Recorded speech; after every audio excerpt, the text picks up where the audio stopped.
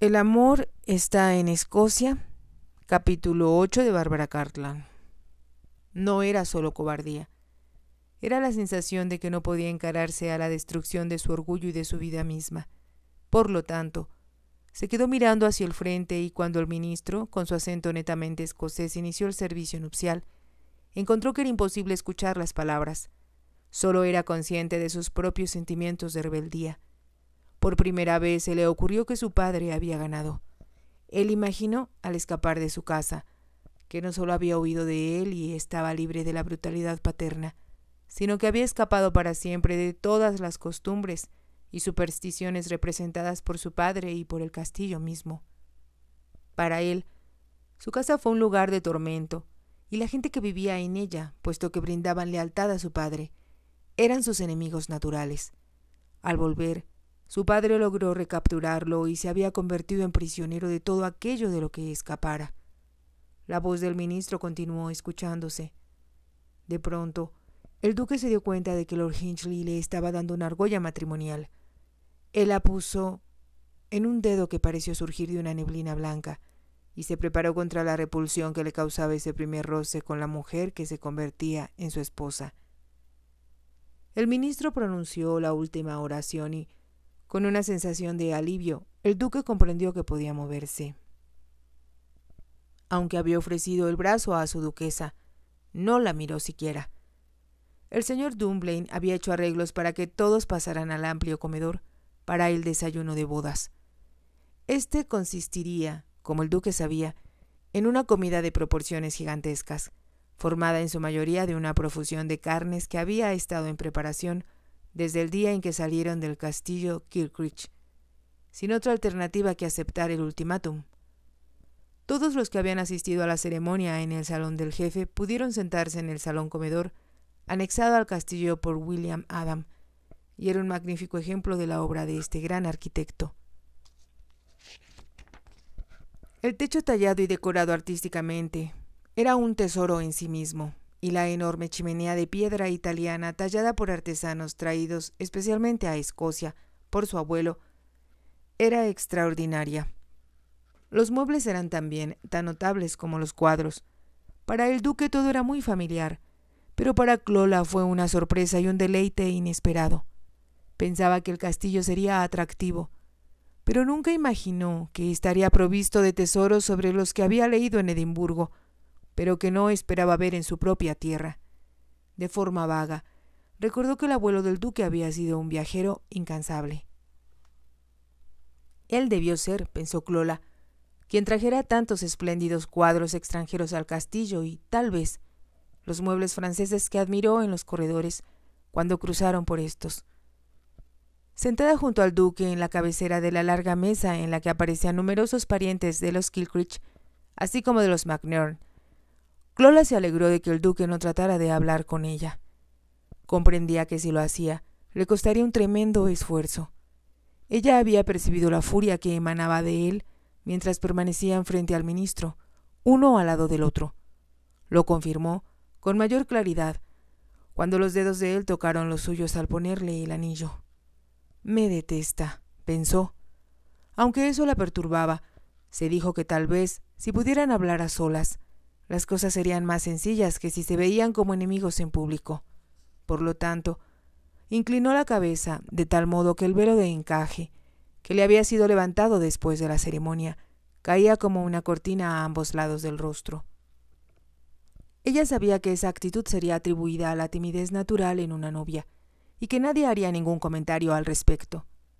Como el duque, se obligó a comer un poco de los muchos platillos que les fueron servidos y se alegró de que, debido a lo extenuante de las actividades que les esperaban esa tarde, no habría discursos. El brindis a su salud fue hecho por el jefe Kilcreech con unas cuantas palabras. Ella ignoraba que el duque había dicho al señor Dunblane cuando éste quiso discutir con él los detalles de la boda. «Arregle las cosas como usted quiera. Si voy a participar en este circo, haré lo que se espera de mí y no más». Después había dicho a su administrador: «Tampoco pronunciaré ningún discurso y no deseo oírlos. Ofrezca las disculpas que guste, o diga la verdad. Me vi forzado a este matrimonio por medio de la extorsión, y no voy a pretender que disfruto de la situación. Trataré de hacer todo tan incoloro como sea posible, su señoría, le prometió el señor Dunblane. Caramba, Dunblane, ¿cómo pudo haberme sucedido esto a mí? Por un momento, el aludido pensó que era el mismo grito del muchacho a quien 12 años antes escuchara preguntar casi en el mismo tono: ¿cómo puedo soportar esto más tiempo? Es imposible. El joven Taran no había soportado el yugo y había escapado hacia la libertad, pero había vuelto solo para encontrarse involucrado, sin que él tuviera la culpa de ello, en una situación compadecida por todos. Sin embargo, pensó el señor Dunblane en actitud filosófica, quizá todo aquel desagradable embrollo terminara por ser algo beneficioso para todos. Sentía, aunque nunca lo hubiera admitido ante el duque, un profundo respeto por el jefe Kilcrich. Era un gran jefe, en el antiguo estilo tradicional, el tipo de jerarca que en otros tiempos había hecho de los clanes pequeños ejércitos que seguían un código de honor y mantenían una integridad que, si hubieran sido conocidos universalmente, habrían sido la admiración del mundo. La palabra clan significa hijos. El jefe Kilcrich y otros como él se consideraban a sí mismos como padres de todos los miembros del clan, al que veían como una gran familia. Eran amados y temidos. Podían ser benevolentes o aterradores cuando ejercían su poder absoluto entre ellos. El excesivo orgullo de un clan procedía de su convicción de que tenían ancestros en común y una identidad exclusiva que los colocaba por encima de todas las otras razas, especialmente la inglesa, que vivían al sur de ellos. Era este orgullo el que los impulsaba a pelear con un valor y una temeridad que eran el terror de los otros ejércitos y que les granjeó posteriormente el nombre de los demonios con faldas. En algún punto entre esta imagen y la realidad había hombres como el jefe Kilcrich que luchaban por conducir correctamente a su gente. Si el duque se quedara con nosotros, él también sería un gran jefe, pensó el señor Dunblane. Sin embargo, se daba cuenta de que había una gran interrogación en torno a los planes inmediatos de su señoría. Por fin, cuando el duque empezaba a pensar que el tiempo se había detenido, la comida llegó a su fin y, en la forma tradicional, el gaitero oficial del castillo tocó alrededor de la mesa hasta detenerse junto a la silla del duque para recibir una palabra de alabanza y una tacita de plata llena de whisky. Dijo la palabra gálica, slainte, que significa salud. Bebió de un trago el whisky y estuvo entonces listo para conducir al duque desde el salón de banquetes por los corredores hasta salir del castillo por la puerta del frente. De nuevo, sin mirarla, el duque ofreció su brazo a Clola, y cuando aparecieron en los escalones del castillo, se elevó un enorme grito que pareció sacudir hasta las mismas torres. Era el grito de guerra de los Kilcrich y de los MacNairn, que se lanzaba al unísono. Aquel grito, proferido por centenares de hombres, resultó ensordecedor y explosivo. Al mismo tiempo evocaba, en quienes lo escuchaban, un orgullo que resultaba inconfundible. Sin detenerse, con el gaitero frente a ellos, el duque y la duquesa salieron por la puerta del castillo hacia el lugar donde todos los jefes de los MacNairn habían recibido el homenaje de los miembros de su clan en el pasado. Había historias de cómo los reyes de Escocia habían estado ahí. Los miembros del clan creían también que sus fantasmas podían ser vistos aún y que sus lugares eran ocupados algunas veces por los gigantes y los monstruos que habitaban en lo alto de las montañas. Ahora solo había una silla, hecha con la cornamenta de venado macho, cada uno de ellos rey de su manada. La silla fue destinada para el primer conde de Strathern, cuyo título había sido creado después de una batalla durante la cual los hombres de su clan se habían distinguido por su valentía. El duque se colocó frente a la silla, y el jefe Kilcrich junto a él. El señor Dunblane le entregó entonces un cuchillo. Primero, el jefe Kilcrich besó el metal del cual estaba hecho y expresó con una voz potente que todos los presentes pudieron escuchar. Sobre este puñal desnudo juró extender la mano de la amistad al jefe de los MacNairn. Las rencillas del pasado han quedado olvidadas y nos enfrentamos al futuro como hermanos. Ordenamos a todos cuantos nos siguen que hagan lo mismo. Esto juro yo, y si alguna vez faltara a mi juramento, sea yo apuñalado con esta misma arma por haber traicionado y faltado a mi honor. Besó la hoja metálica una vez más y se la entregó al duque, quien repitió el mismo juramento, antes de devolver el puñal al señor Dunblane. Entonces los dos jefes estrecharon la mano e inclinaron la cabeza recíprocamente. Fue colocada otra silla junto a la del duque y se sentaron uno al lado del otro. Entonces el jefe Kilcrich exclamó en voz alta: «El juramento de obediencia será dado a ambos por todos nuestros seguidores. Pero primero, señor duque, mi hija, ahora su esposa, jurará obediencia a usted». El duque contuvo la respiración. Comprendió que ahora tendría que ver a la mujer con la cual se había casado. Tendría que rozar su mano y besar sus mejillas. Era el mismo juramento de obediencia que se había dado siempre en el pasado a los reyes de Escocia, y se preguntó si algún rey se habría sentido tan renuente a recibirlo como él. Cuando ella se colocó frente a él, lo primero que advirtió fue que su vestido no solo estaba a la última moda, sino que era muy elegante, y ella se movía con una gracia que él no esperaba. Por primera vez desde la ceremonia nupcial, Clola levantó la cabeza en alto, haciendo notar su largo cuello de una forma que había despertado gran admiración en Edimburgo. Por un momento se quedó frente a su esposo, y éste vio con asombro no a la desagradable escocesa que esperaba, sino a una criatura tan hermosa y al mismo tiempo tan fuera de lo común, que él pensó que debía haber creado en su imaginación. No había la menor duda de que Clola era hermosa. Su cabello oscuro hacía un fascinante contraste con su piel blanca, que tenía la textura de una magnolia. Sus ojos eran oscuros, pero con toques dorados, parecidos a los del sol cuando se refleja en un arroyo. Estaban enmarcados por largas pestañas que se rizaban como las de un niño. Parecía haber un misterio en las profundidades de esos ojos, que era parte del castillo que se elevaba sobre ellos y de las altas montañas que se veían en lontananza. Por primera vez se le ocurrió al duque que su voz, al pronunciar los votos matrimoniales, había sido muy suave y musical. Supo, aun antes de tocarlas, que sus manos debían ser suaves y sensitivas. Por un momento se miraron uno al otro, como si hubieran olvidado que estaban siendo observados por centenares de ojos curiosos. Enseguida, con la gracia de un cisne, Clola se puso de hinojos frente al duque. Con lentitud y con voz clara expresó las trascendentales palabras de obediencia. «Dios me ayude a apoyarte. Juro y levanto la mano en señal de promesa, obedecerte, defenderte y servirte mientras viva, y morir por ti si fuera necesario».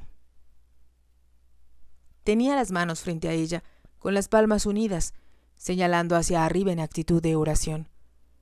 El duque las cubrió con las suyas y aceptó el juramento. Después, inclinó la cabeza y besó primero una de sus mejillas, después de la otra.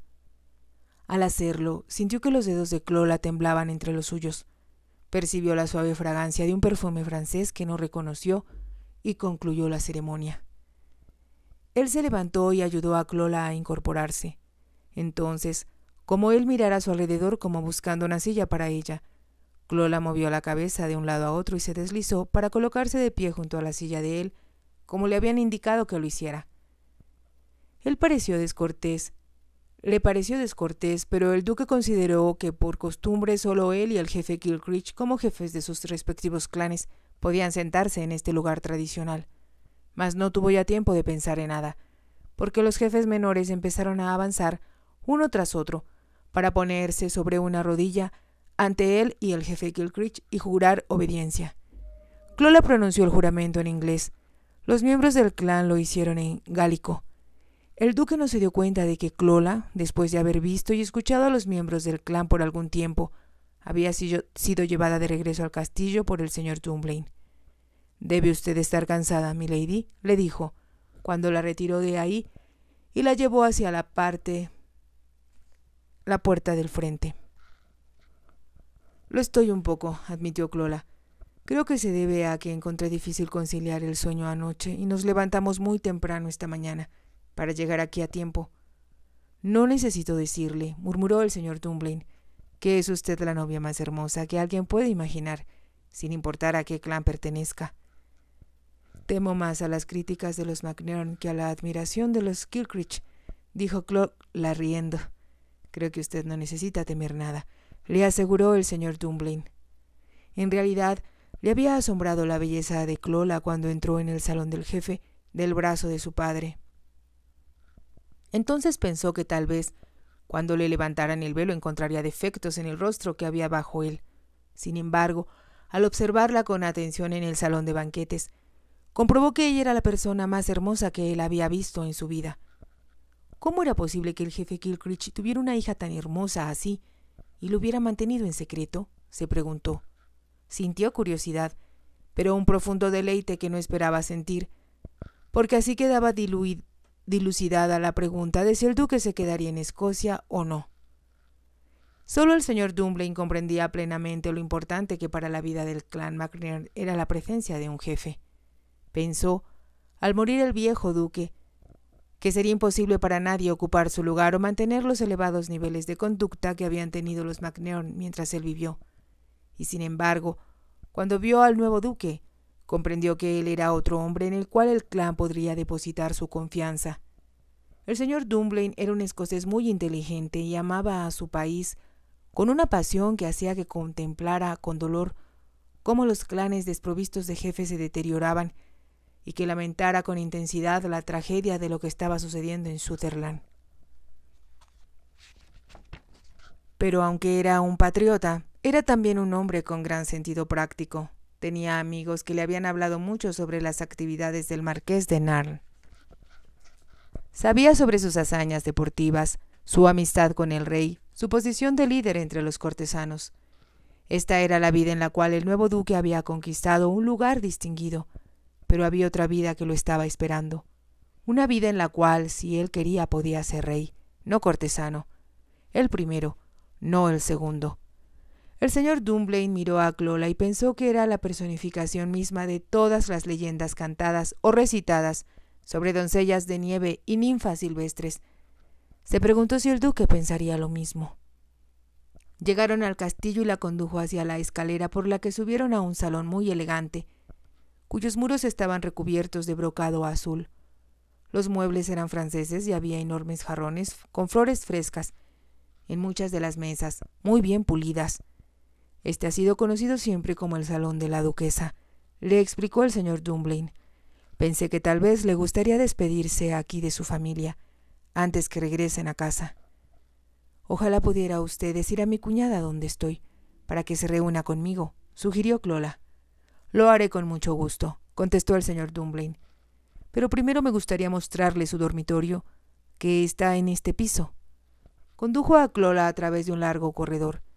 Ella observó que los muros ahí eran muy espesos y supuso que esta parte del castillo había sido construida de modo que fuera impenetrable, una verdadera fortaleza contra el enemigo. El señor Dunblane abrió una puerta y Clola lo siguió hacia una habitación cuya vista daba al otro lado del castillo. Desde ahí se observaba un paisaje espléndido de los páramos y de un gran lago bordeado de altas colinas. La habitación tenía una enorme cama de 4 postes, cubierta con cortinas de satén. Los muebles, al igual que la alfombra, eran franceses.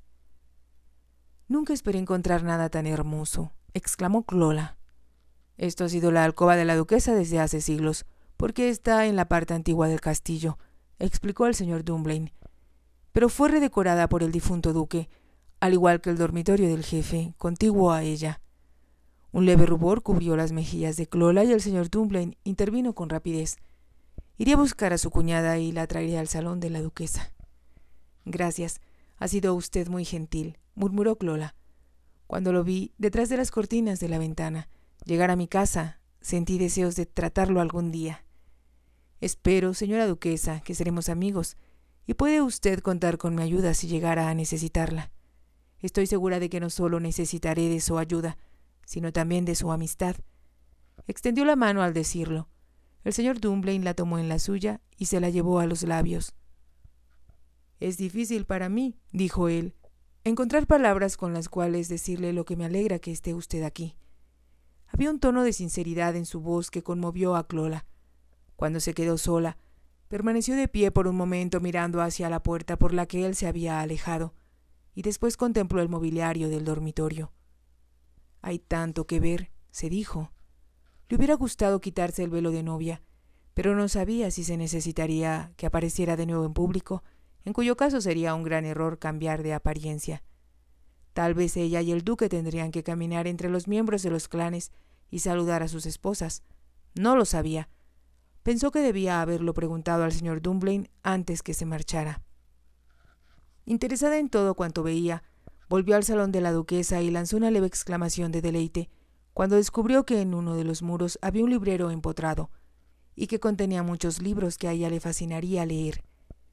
Tal como el señor Dunblane le había prometido, su cuñada y los hijos de ésta no tardaron en reunirse con Clola. Uno de los niños era más o menos de la misma edad de Jimmy, y casi tan pronto como entraron en la habitación, él y Jimmy desaparecieron, porque Jimmy dijo que tenía algo que mostrarle a su nuevo amigo. «Este lugar es ciertamente más suntuoso de lo que yo esperaba», comentó la esposa de Andrew Kilcreech, mirando a su alrededor, con un aire que reveló a Clola, que buscaba algo que censurar.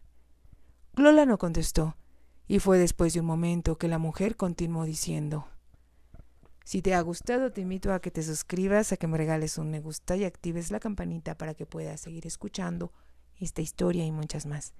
Gracias».